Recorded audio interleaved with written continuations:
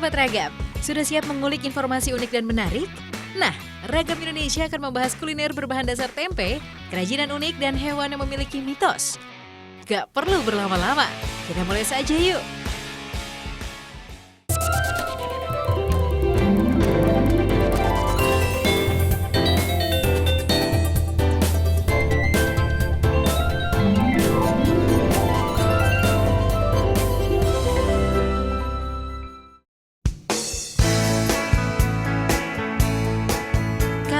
Makannya apa? Tempe! Siapa yang doyan makan tempe? Wow, semua lapisan masyarakat pasti suka dong. Umumnya, tempe dijadikan makanan pendamping nasi. Tapi tempe juga bisa jadi cemilan enak. Misalnya es krim tempe. Gak usah dibayangin kelezatannya sahabat. Langsung kita kasih tahu cara buatnya deh. Sekarang kita buat es krim tempe sahabat. Tempe harus dipotong-potong dulu, lalu blender. Setelah halus, saring tempe untuk mendapatkan sarinya. Campurkan gula dan tepung, kemudian aduk sampai rata. Jangan lupa tambahkan telur kaya protein. Setelah rata, rebus adonan hingga mengental. Sip! Es krim tempe siap disimpan di dalam lemari es. Setelah 1 jam, adonan kembali diaduk dengan mixer agar mengembang. Tambahkan sedikit vanila untuk memberikan cita rasa es krim. Kalau suka rasa lain, ada juga coklat dan stroberi kok. Sip! Tuang adonan ke dalam cup kecil, lalu simpan ke dalam freezer sekitar sehari semalam agar membeku. Nah, ini dia es krim yang sudah jadi. 1 cup es krim tempe dijual seharga Rp5.000. Murah kan? Es krim tempe siap disantap. Yummy! Sahabat, tempe adalah sumber protein nabati yang sangat tinggi loh. Jika bosan makan tempe dengan cara digoreng, sahabat bisa coba membuat es krim tempe di rumah. Es krim tempe bisa menjadi cemilan alternatif.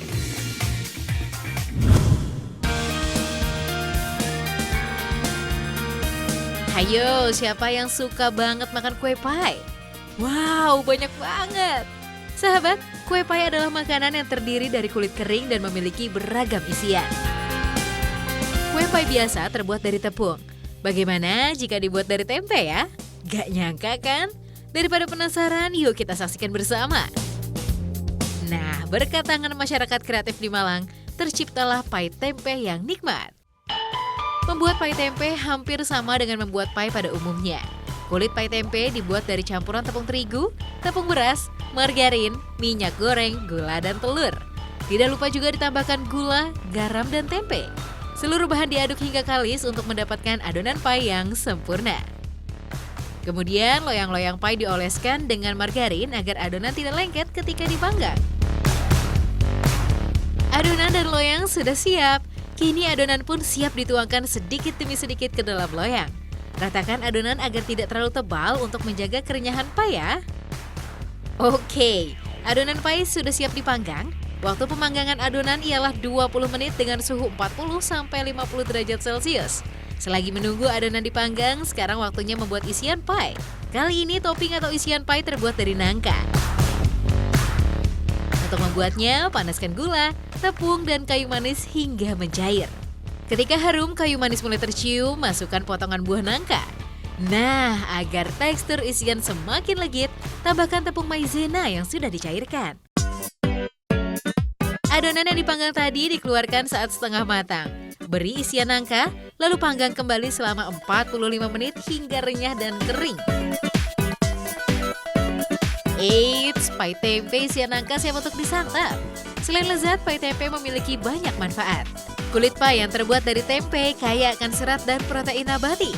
Siap goyangkan lidah Anda dengan pie tempe, sahabat?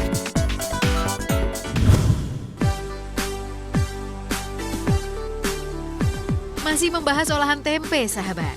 Ini namanya tempe coklat green tea. Cemilan ini adalah perpaduan antara renyahnya tempe, manisnya coklat, dan cita rasa green tea yang lezat. Kebayang nggak tuh gimana rasanya? Langsung aja yuk kita lihat pembuatannya. Potong tipis tempe menggunakan alat pemotong khusus. Alat potong ini bertujuan agar ukuran potongan tempe sama rata dan tidak hancur. Kemudian rendam tempe pada bumbu yang terdiri dari garam, bawang, dan penyedap rasa. Rendam selama 15 hingga 30 menit hingga bumbu meresap pada pori-pori tempe. Lalu masuk pada tahap penggorengan. Caranya masih sama kok dengan menggoreng tempe pada umumnya. Goreng tempe hingga berwarna kecoklatan, tapi jangan sampai terlalu kemerahan karena akan membuat tekstur tempe menjadi kering dan rasanya pahit. Sahabat, usaha tempe coklat green tea sudah berdiri sejak tahun 2013 loh. Lokasinya berada di Bandung, Jawa Barat. Dalam sehari tempat usaha ini bisa menghabiskan 50 kg tempe. Banyak juga ya. Oke, tempe goreng sudah siap diangkat. Tahap selanjutnya kita buat coklat cairnya ya. Campurkan gula halus, coklat bubuk, dan bubuk green tea. Lalu aduk hingga rata deh. Kemudian campurkan kembali coklat batang yang sudah dilelehkan, lalu aduk kembali menggunakan mixer. Saatnya pelapisan tempe dengan coklat cair tadi. Campurkan sampai rata ya, lalu tiriskan. Jangan lupa beri bubuk gula dan green tea di permukaan tempe hingga rata. Nah, jadi deh. Aroma harum green tea sangat menggoda sahabat. Proses terakhir, proses pengemasan dengan aluminium foil. Kemasan ini akan membuat coklat tidak mudah meleleh, kemudian simpan di dalam lemari es. Dalam keadaan beku, tempe coklat green tea bisa bertahan hingga 6 bulan loh. Pembuatan tempe coklat green tea tidak kalah dengan coklat di pasaran kok. Mengingat tempe memiliki kadar protein yang sangat tinggi, bahkan pemasaran olahan tempe sudah diperjualbelikan di Jakarta hingga Lampung.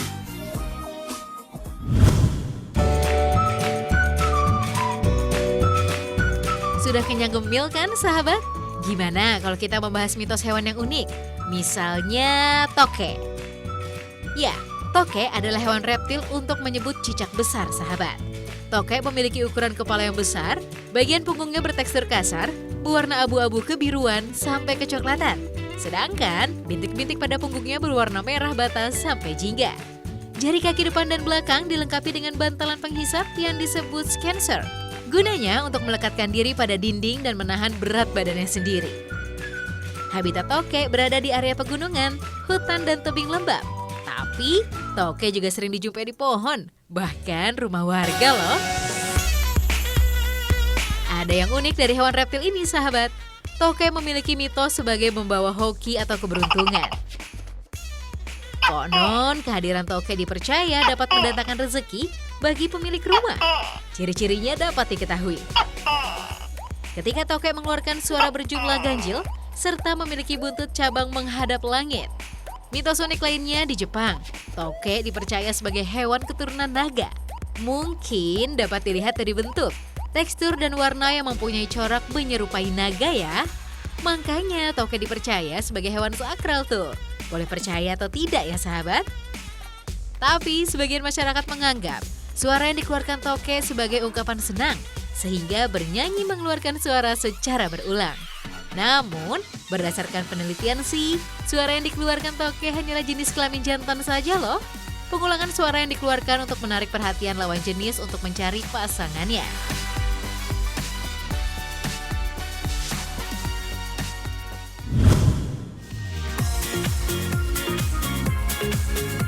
Terima kasih masih di Ragam Indonesia.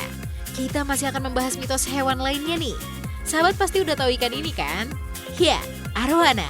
Arowana adalah spesies ikan air tawar dari Asia Tenggara. Sebenarnya habitat asli arowana berada di Amerika Selatan, tepatnya di Sungai Amazon. Secara fisik, arowana memiliki kepala dan badan yang padat, bertubuh pipih dan datar dari mulut hingga sirip punggungnya. Bentuk mulutnya mengarah ke atas dan memiliki sepasang sungut pada bibir bawahnya. Rata-rata sih, arowana memiliki panjang antara 20 sampai 24 cm. Ketika sudah dewasa, panjangnya bisa mencapai 30 hingga 80 cm. Di alam bebas, arowana jantan akan memelihara telur di dalam rongga mulutnya. Setelah menetas, induk jantan akan mengeluarkan benihnya untuk berenang di alam. Arowana Asia umumnya memiliki warna keperak-perakan. Tapi terdapat 4 varietas warna arowana Asia loh, yaitu hijau, emas dengan ekor kemerahan, emas, dan merah. Di berbagai daerah, arowana memiliki nama lain. Di Kalimantan disebut siluk, Sumatera dikenal dengan manapeyang atau klisa, di Thailand dinamakan plahangke, sedangkan di Tiongkok dipanggil hunglung. Arwana juga disebut sebagai ikan naga karena sering dihubungkan dengan naga dari mitologi Tionghoa. Uniknya, arwana juga dikaitkan dengan mitos sebagai membawa keberuntungan. Mitos lainnya, arwana dahulu berasal dari Dewi Kayangan yang dikutuk menjadi ikan, sehingga beranak pinak hingga sekarang. Bahkan dalam kepercayaan etnis Tionghoa, keberadaan arwana di rumah dipercaya sebagai penolak bala atau sial. Makanya, banyak masyarakat yang ingin merawatnya sebagai hewan peliharaan. Bagi pecinta ikan hias, arwana mempunyai energi dan karisma yang kuat, terutama ketika melihatnya berenang dengan melenggak-lenggokkan tubuhnya di dalam akuarium. Gak heran kan, arwana disebut sebagai ikan primadona. Berkat kecantikan tubuhnya, harganya bisa mencapai puluhan juta rupiah untuk jenis arwana merah. Wih, mahal banget ya.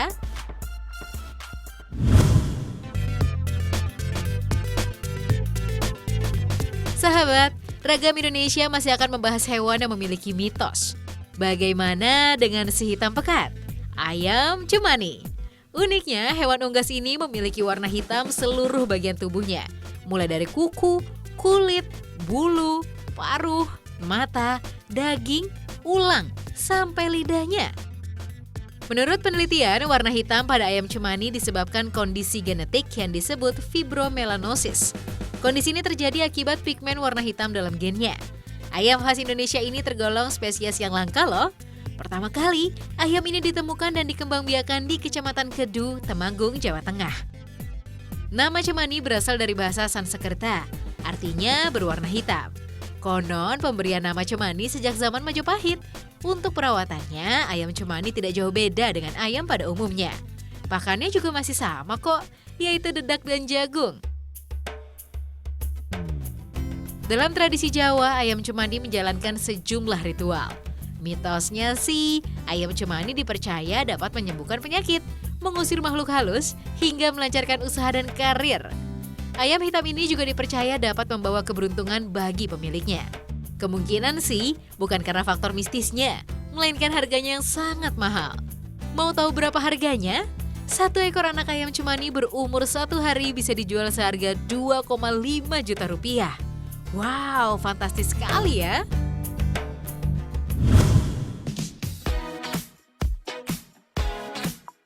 Membahas cemilan tempe sudah, membahas mitos hewan juga sudah. Bagaimana kalau kita membahas inovasi unik dan kreatif? Tuh, penasaran kan? Ragam Indonesia punya loh kerajinan lampu dengan tenaga baterai tanah liat. Siapa yang menyangka? Tanah liat yang biasa dibuat sebagai bahan baku gerabah, ternyata bisa sebagai sumber energi alternatif tenaga baterai. Yuk kita simak bersama. Kita buat baterai tanah liatnya dulu ya. Ayak tanah liat agar tidak menggumpal dan menghasilkan butiran halus. Sahabat, pemilihan tanah liat sebagai penghasil energi karena proses pembentukannya secara alam. Tanah liat juga dapat menghasilkan energi listrik lebih besar daripada jenis tanah lainnya loh. Siapkan lempengan tembaga dan seng untuk membuat kutub negatif dan positif baterai. Agar lebih cepat, proses ini sebaiknya menggunakan gerinda. Sahabat, pengamplasan dengan gerinda bertujuan untuk menghilangkan lapisan terluar pada seng dan tembaga. Tujuannya sih agar reaksi kimia lebih cepat terjadi ketika bersentuhan dengan tanah liat. Kemudian potong seng dan tembaga dengan ukuran 12 cm. Baru deh kita siapkan wadahnya. Agar lebih efisien, wadahnya hanya terbuat dari sedotan. Kemudian tutup lubang sedotan pada bagian bawah dengan lem bakar. Tahap selanjutnya, masukkan kutub listriknya pada sedotan. Gunakan bahan tembaga pada kutub positif, sedangkan lempengan seng pada kutub negatifnya. Agar tidak saling bersentuhan antara kutub, beri sedotan sebagai sekat. Sedotan juga berfungsi untuk mempermudah ketika memasukkan tanah liatnya. Nah, tinggal masukkan tanah liat kering ke dalam sedotan sampai penuh. Lalu keluarkan sedotan kecil dan ratakan. Tutup deh bagian atas sedotan menggunakan lem bakar agar tanah liat tidak tumpah. Nah, satu batang tanah liat ini bisa menghasilkan listrik sebesar 0,48 volt loh. Tapi baterai tanah liat ini belum bisa digunakan, sahabat. Harus dirangkai terlebih dahulu untuk menghasilkan tenaga listrik. Proses merangkainya membutuhkan ketelitian. Sambungkan rangkaian tanah liat satu persatu menggunakan solder. Setelah itu buat tempat dudukan lampu. Bahannya bisa terbuat dari karton yang dipotong sesuai kebutuhan. Kemudian rangkai lampu, lalu sambungkan kabel lampu pada kutub positif dan negatif. Supaya lebih cantik, tempelkan stiker bergambar pada tabung lampunya. Jadi deh! Agar menghasilkan tenaga listrik, suntikan air pada sedotan yang berisi tanah liat hingga terisi penuh. Dan lampunya akan menyala. Lampu bertenaga tanah liat ini mampu bertahan hingga 12 jam loh sahabat. Jika masih kurang, sahabat bisa menyuntikkan air kembali untuk menambahkan daya listriknya. Sekarang lampu tanah liat bisa digunakan sebagai penerangan ketika mati lampu. Kreatif ya sahabat?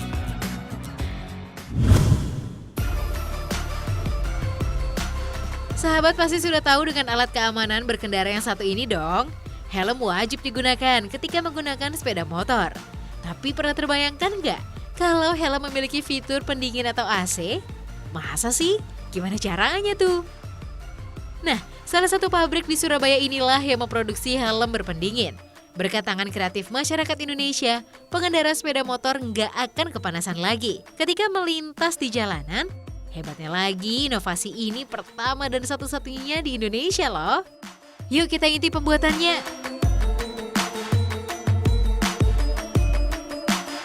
Pertama, buat tempurung helmnya dulu.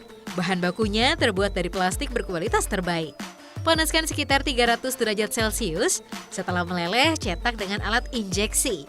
Tuh, tempurung helm tercetak secara cepat. Meski terbuat dari plastik dan ringan, helm ini tahan dari benturan keras.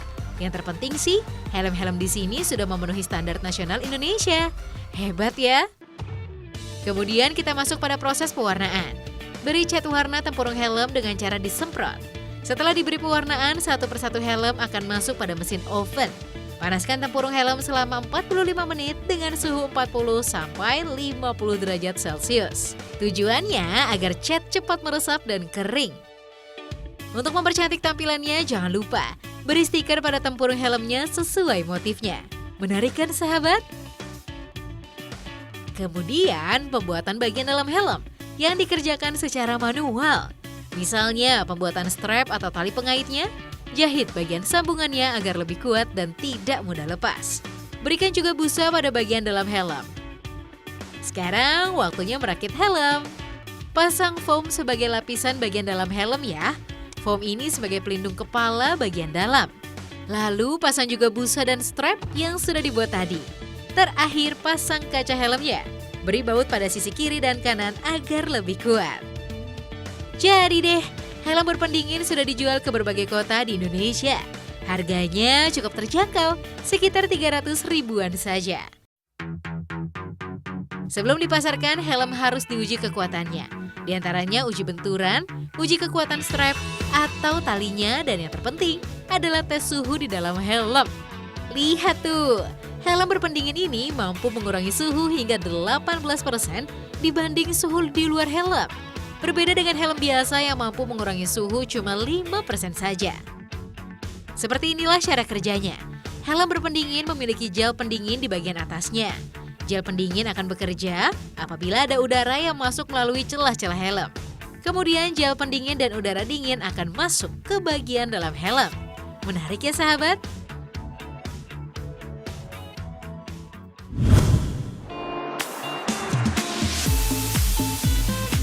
Sahabat, di tengah isu pemanasan global, bahan bakar ramah energi sangatlah dibutuhkan. Terutama bahan bakar transportasi. Di Indonesia sudah ada mobil dengan bahan bakar udara loh. Uniknya lagi, mobil ini diciptakan dari daur ulang mobil bekas. Bagian yang digunakan hanya bagian rangka mobil dan kemudinya saja. Sedangkan roda mobilnya diganti menjadi roda motor yang berukuran lebih kecil. Tujuannya agar mobil semakin ringan dan mudah bergerak. Mesin mobil bahan bakar udara selalu dimodifikasi agar lebih efektif dan efisien. Seiring dengan berjalannya waktu, mesin mobil juga dibuat lebih kecil. Soalnya semakin kecil mesin, semakin besar pula tenaganya. Meski kecil, tenaga mesin mobil ini cukup besar dan kuat untuk bergerak di tanjakan. Sehingga sahabat tidak perlu takut untuk menghadapi medan jalan yang mendaki dengan mobil ini. Tabung yang digunakan sebagai penggerak ialah tabung oksigen bekas. Tabung oksigen yang kosong diisi ulang kembali dengan udara biasa yang bertekanan 40 bar. Kemudian tabung dipasang dan dihubungkan dengan mesin melalui selang plastik. Pastikan selang tidak bocor agar udara masuk ke dalam mesin dengan lancar. Prinsip kerja mobil ini sangat sederhana. Udara dari tabung mengalir melalui selang ke dalam mesin. Kemudian udara di dalam mesin akan memuai, sehingga volume dan tekanan udara akan meningkat. Udara yang memuai itulah yang dapat menggerakkan roda-roda mobil. Hebatnya lagi, mesin mobil udara ini tidak akan panas. Soalnya tekanan udara yang tinggi membuat mesin menjadi dingin. Sahabat, mobil bertenaga udara ini memiliki kecepatan luar biasa loh. Mobil mampu berjalan dengan kecepatan di atas 70 km per jam. Untuk mengatur kecepatan laju mobil, pengemudi dapat menginjak pedal gas. Fungsi dari pedal gas adalah membuka katup udara untuk mengalirkan tenaga ke dalam mesin. Sayangnya, jarak tempuh mobil ini masih tergolong pendek, yakni hanya sejauh 10 km saja. Terbatasnya jarak tempuh menghambat mobil ini dapat digunakan untuk jarak jauh. Padahal, produksi mobil tersebut cukup murah, yakni tidak lebih dari 50 juta rupiah. Meski begitu, mobil udara ini merupakan teknologi alternatif untuk transportasi ramah lingkungan. Luar biasa kan sahabat?